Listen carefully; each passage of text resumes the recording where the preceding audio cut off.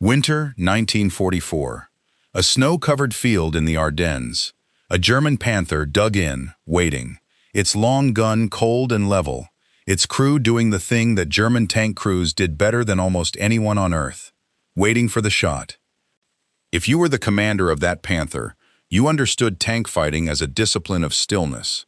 This was doctrine, and it was correct, and it had been proven over and over across 5 years of war. A tank is a gun platform. A gun platform must be still to be accurate. You do not fire on the move, not seriously, not to hit anything, because the vehicle pitches and rolls and vibrates, and a gun that is pitching and rolling and vibrating cannot be laid on a target with any precision. So you stop, you steady, you aim, you fire. The German gun was superb, and the German gunner was superb, and from a standstill, at 800 meters, he would kill almost anything he could see. His whole craft was built on the pause, the deliberate, disciplined halt that turned a moving vehicle into a stable firing position. And then, across that snowfield, came the Americans, and they did something that the German commander had been taught was impossible, that he had seen fail every time his own crews attempted it, and that violated the basic physics of gunnery as he understood it.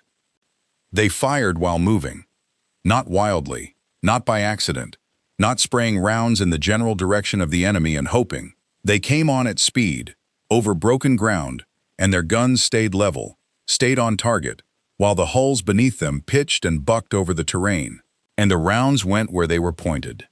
To the German commander, this was not merely surprising, it was a kind of category error. It was as though the enemy had suspended a law of nature. A tank cannot shoot accurately on the move. Everyone knew that. His own doctrine was built on it. And here were the Americans, doing it, casually, as though it were nothing. And the conclusion he reached, watching it, was the one his whole understanding of tanks forced him to reach. It must be luck. It must be wasteful, inaccurate fire that happened, by weight of numbers, to occasionally land. The Americans, with their endless ammunition, could afford to fire on the move and miss, and call the occasional hit a success. It was not skill. It was just more of that American profligacy, that willingness to throw material at every problem. He was wrong. It was not luck, and it was not profligacy. There was a device inside those American tanks that he did not have, that his tanks had never had, that the finest tank-producing nation in Europe had considered and dismissed as an unnecessary luxury. And that device is the perfect emblem of this entire series, because it was a thing the Germans could easily have built, that they understood perfectly well, and that they chose not to prioritize, because they were asking a different question about what a tank is for. This is not a story about armor or about the size of a gun. Those are the questions the Germans won. This is a forensic audit of a quieter question, not how hard can you hit, but how fast, and how first, and of a little gyroscope in the belly of a Sherman that helps explain why the tank everyone calls inferior kept winning the only exchange that actually matters. The first one. Part 1. The German calculus. To understand what the Germans got wrong, you first have to understand how completely right they were about everything else. Because this is not a story about German stupidity. It is a story about German priorities, about a nation that optimized its tanks for one specific vision of the tank duel, and did it so well that it became blind to the parts of the duel it had chosen not to optimize. The German vision of the tank battle was the long-range engagement. The Panther and the Tiger were built to see far, shoot far, and kill far, to destroy the enemy at a distance at which the enemy could not effectively reply. And within that vision, they were magnificent. The optics were the best in the world. The guns were high velocity, flat shooting, brutally accurate at long range. The armor, particularly frontal, was designed to shrug off anything the enemy could send back across that distance. Everything about the German heavy tank was optimized for the deliberate, long-range, stationary shot. The tank finds a good position. It sits. It waits. It uses its superior optics to spot the enemy first, and its superior gun to kill him first, at a range where its superior armor makes the whole exchange one-sided. And when that is the battle you are fighting, the German tank is very close to unbeatable. This is why the Panther and the Tiger have the fearsome reputation they have. In the long-range, prepared defensive engagement, the ambush, the overwatch, the dug-in position covering open ground, they were the finest tanks of the war, and they killed Shermans in appalling numbers, and every Sherman crew knew it. But notice what that vision assumes. It assumes stillness. It assumes range. It assumes that the tank fighting the tank battle is stopped, or nearly stopped, using its optics and its gun from a stable position. The entire German optimization is built around the stationary long-range shot.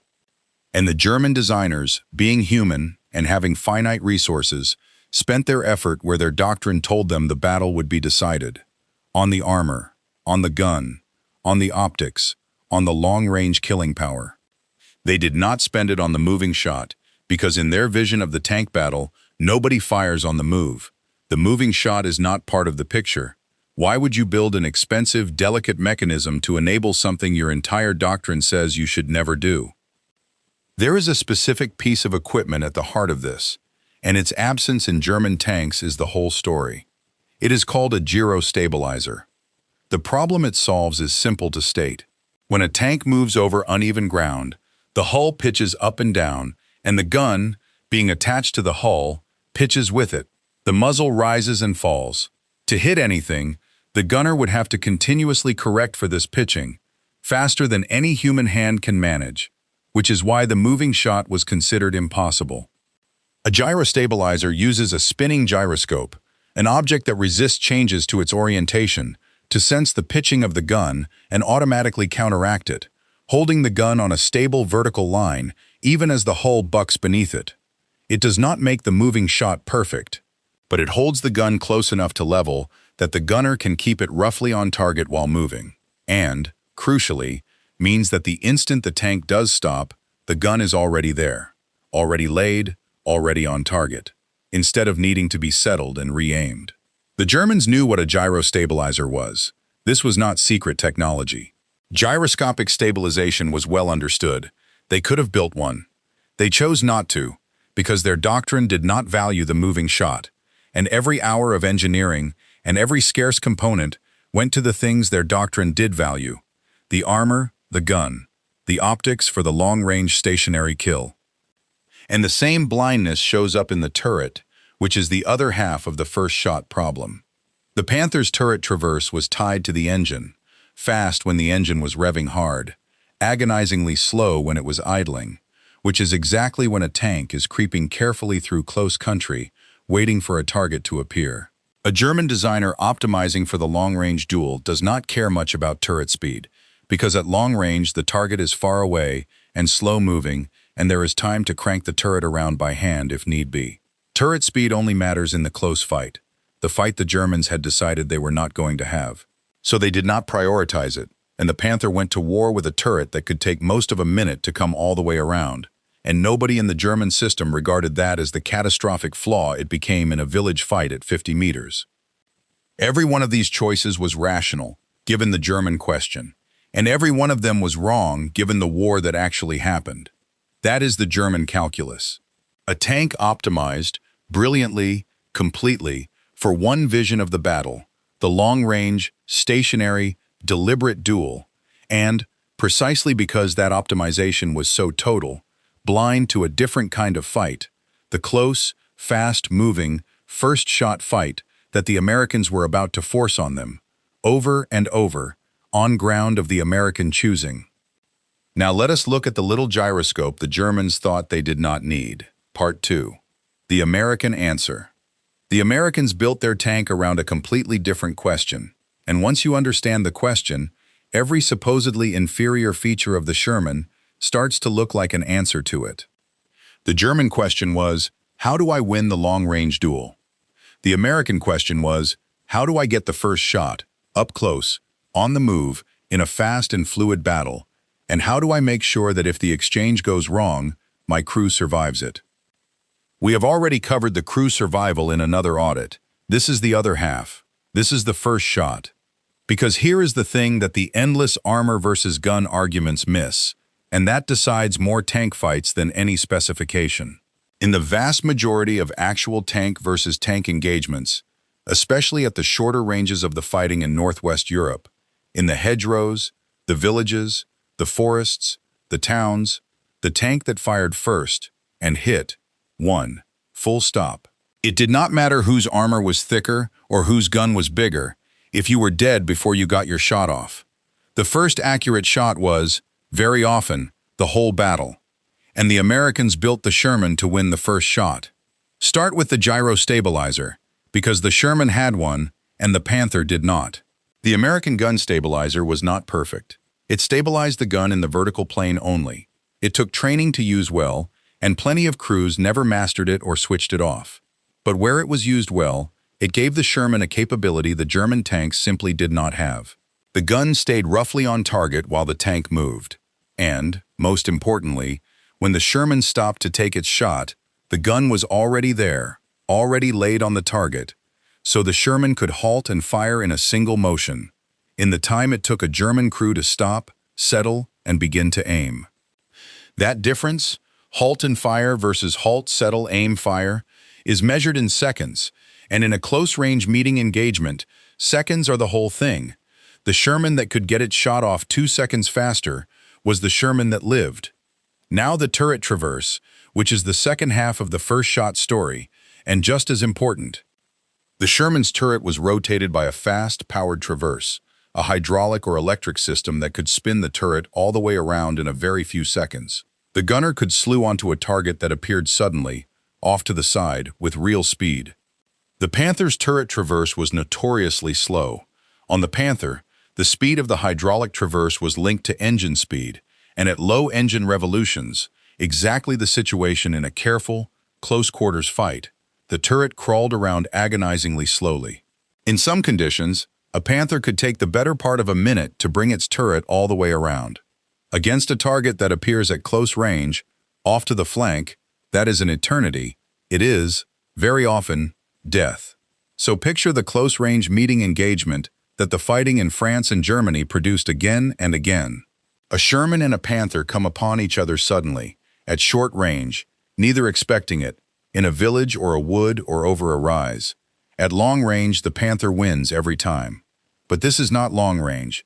This is 30 meters, 60 meters, 100 meters, and it is fast, and it is a knife fight. And in the knife fight, the Sherman's advantages come alive. Its turret whips around faster. Its gun, stabilized, is already close to laid.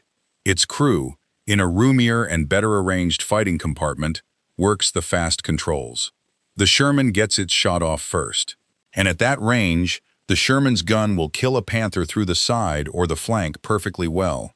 The Panther's magnificent frontal armor does not help it when a stabilized Sherman round hits it in the side before its slow turret has even come around. The German tank was built to win the battle it wanted to fight, the long-range, stationary duel. The American tank was built to win the battle that actually kept happening, the close, fast, first-shot knife fight. And there are two more Sherman advantages that belong in the first-shot story, and both of them are invisible in any specification sheet. The first is reliability. The Sherman was, by the standards of the war, an extraordinarily reliable machine. It started when you turned the key. It drove for hundreds of miles without breaking down. Its transmission and final drives did not fail the way the Panthers did. And reliability, it turns out, is a combat advantage, not just a logistics one, because a tank that is running is a tank that is in the fight, and a tank that has thrown a final drive is a pillbox at best and a wreck at worst.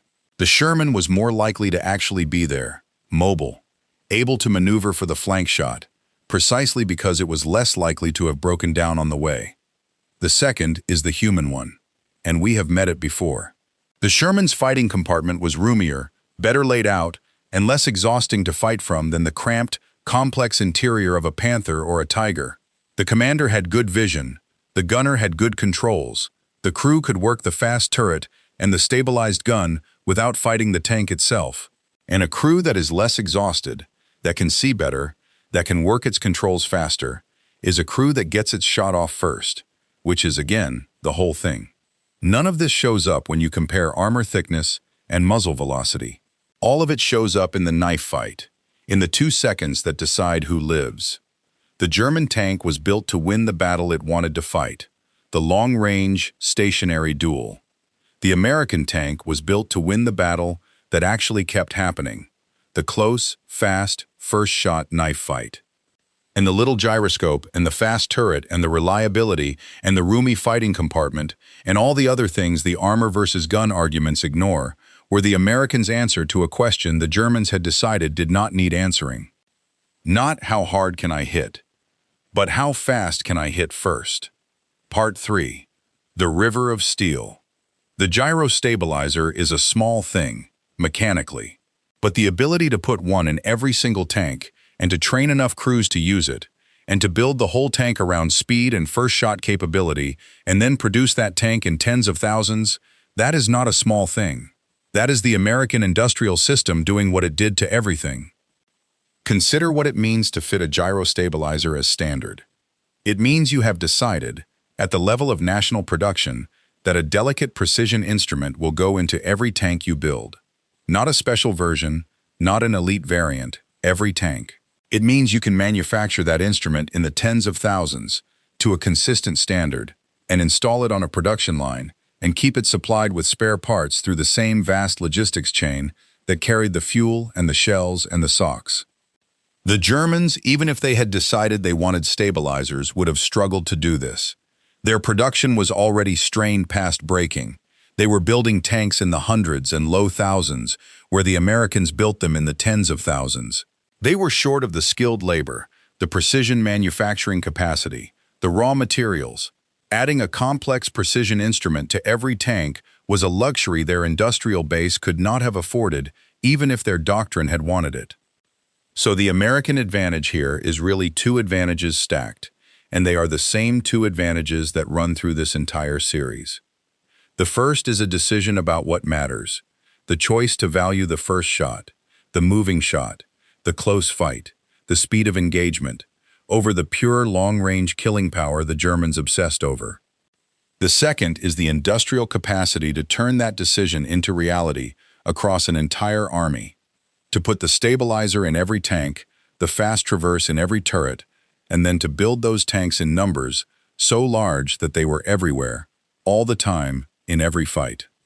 And there is a third thing, quieter than the other 2, that ties back to an earlier audit. The Americans could afford to build a tank optimized for the close, fast fight because they had already decided their crews would survive their tanks. A doctrine of aggressive, close-range, first-shot fighting is a doctrine that will get tanks knocked out. You cannot fight up close and fast without taking losses. But if your crews survive the loss of the tank and your factories replace the tank overnight, then aggressive close-range fighting is a winning strategy. You trade cheap, replaceable tanks, crewed by men who mostly survive, for dead German tanks crewed by men who mostly do not. The whole thing interlocks. The survivable tank enables the aggressive doctrine. The aggressive doctrine values the first shot. The first shot needs the stabilizer and the fast turret. The industrial base puts them in every tank and builds the tanks without limit. And the medical system and the replacement system put the surviving crews back into the new tanks. It is not a collection of features. It is a single, coherent machine, designed from the ground up around a completely different theory of the tank battle than the one the Germans were fighting. And the Germans, looking at any single piece of it, kept seeing only inferiority, because they kept measuring it against their own question instead of recognizing that the Americans were answering a different one. Part 4. The German Realization. The Germans did notice the American way of fighting, and their reactions are, once again, a mixture of contempt and unease that shifts as the war goes on. The contempt is the easy part, and it is genuine, and it is not entirely wrong.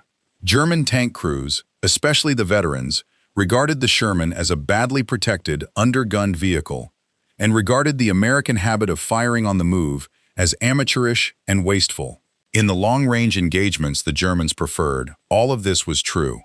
The Sherman was outclassed, and its moving fire was inaccurate compared to a proper stationary shot, and a good German crew in a good position slaughtered Shermans. But the unease grows underneath the contempt, because the Germans kept finding that the battle would not stay in the shape they wanted. The Americans, understanding perfectly well that they would lose the long-range duel, refused to fight it. They used their mobility, their numbers, and their speed to force the fight into close country, into meeting engagements, into fast, fluid situations where the German long-range advantages evaporated and the American first-shot advantages came alive. They used their air power to make German movement in daylight suicidal, so that the Germans could not maneuver freely to choose the long-range fights they wanted. They swarmed. They came from flanks. They appeared suddenly at close range where the slow German turret and the deliberate German gunnery were liabilities rather than assets. And the German tank, magnificent in the fight it was designed for, kept being dragged into the fight it was not designed for, and losing. There were German officers who understood this clearly, who saw that the American superiority was not in the individual tank, there they were plainly behind, but in the way the whole American system forced the battle into a shape that suited the American tank and negated the German one. Who understood that a tank is not just its armor and its gun, but its speed of engagement, its turret traverse, its ability to shoot first in a fast fight, and above all the doctrine and the numbers and the air cover that decide which kind of battle actually gets fought. But understanding it did not help them, because they could not change any of it. They could not make their turrets faster or fit stabilizers to tanks that were already too complex and too scarce. They could not win back the sky that let the Americans dictate where and how the fighting happened. They could not outproduce the flood of Shermans. They could not stop the Americans from simply refusing the long-range duel and forcing the knife fight instead. So the German tank crews went on winning the engagements the Americans allowed them to win, the long-range, prepared, defensive ones, and losing the war because the Americans controlled the shape of the fighting and chose, again and again, the close, fast fight where the little gyroscope and the fast turret and the surviving crew added up to a dead Panther and a living Sherman. The Germans won the duels they wanted. The Americans won the duels that happened. If your father, your grandfather, or your uncle was a tanker, a gunner who learned to use the stabilizer, a driver who learned to give his gunner a shot, a commander who fought the close, fast fights in the hedgerows and the towns, I would be grateful to hear his name and his unit in the comments. The men who fought from inside those tanks lived a particular kind of war, fast and terrifying and close, and most of them never talked about it. They are mostly gone now. What remains are the stories their families carry. Those stories belong in the record. Part 5. The Verdict. 1945. The tanks are counted, the wrecks surveyed, the arguments begun, and the arguments, as always, form themselves around the German question, because the German tanks are so obviously seductively magnificent that everyone naturally asks the German question. Which tank was better? And the answer, measured the German way, armor, gun, optics, long-range killing power, is the Panther, is the Tiger, is the German machine, clearly and without much contest. And it is the wrong question. It has always been the wrong question.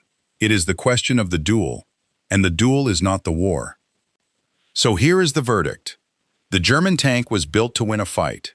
The American tank was built to win the war, which is a different thing, made of different fights, most of them nothing like the clean long-range duel the German machine was optimized for. The Sherman was built around a truer understanding of what tank fighting actually was, most of the time, on the ground where this war was actually fought. It understood that most fights are close, and fast, and confused, and decided by who shoots first. It understood that the first accurate shot is worth more than a thicker skin or a bigger gun.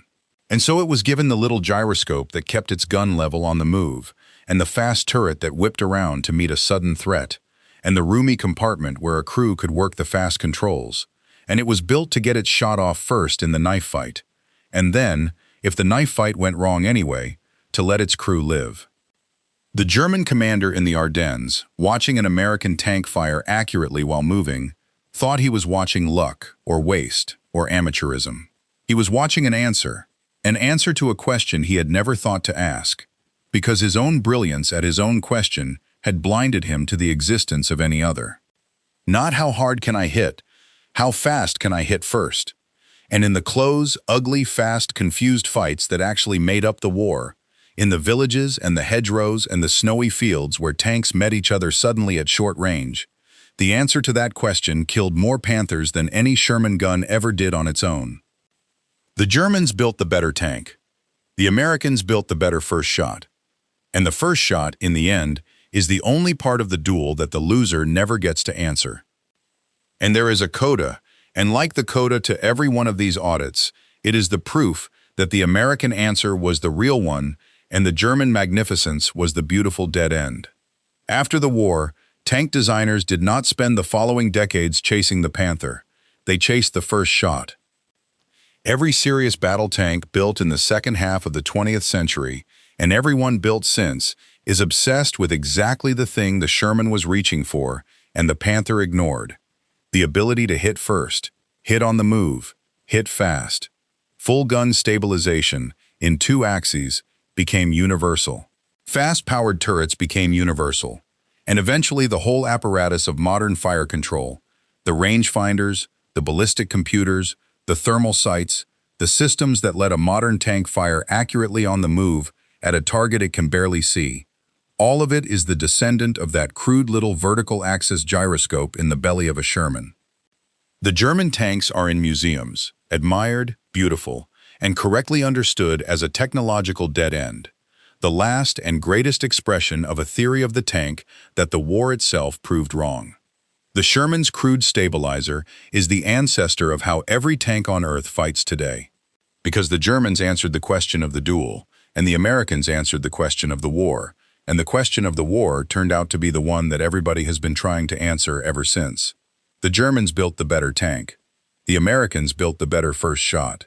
And the first shot, in the end, is the only part of the duel that the loser never gets to answer. If this forensic audit gave you something to think about, hit the like button. It keeps this channel visible to the people who want the history the way it actually happened. Subscribe if you want the next audit, because there are more of these, more systems, more decisions, more of the invisible, unglamorous machinery that decided who won. And remember this about the men in the fast fight. Nobody made a film about the 2 seconds that decided a tank battle. There is no monument to the gunner who kept his stabilizer switched on when the manual said he did not have to, who kept his gun laid while his driver threw the tank over broken ground, so that when they crested the rise and there was a Panther, the shot was already there. He was not trying to be brave in the way the word is usually meant. He was trying to be first. Because in his war, first was the difference between the man who went home and the man who did not. Mostly, he was first. They deserve to be remembered by name, by unit, and by the 2 seconds. The fast turret, the level gun, the shot already laid, that nobody ever sees, and that decided everything.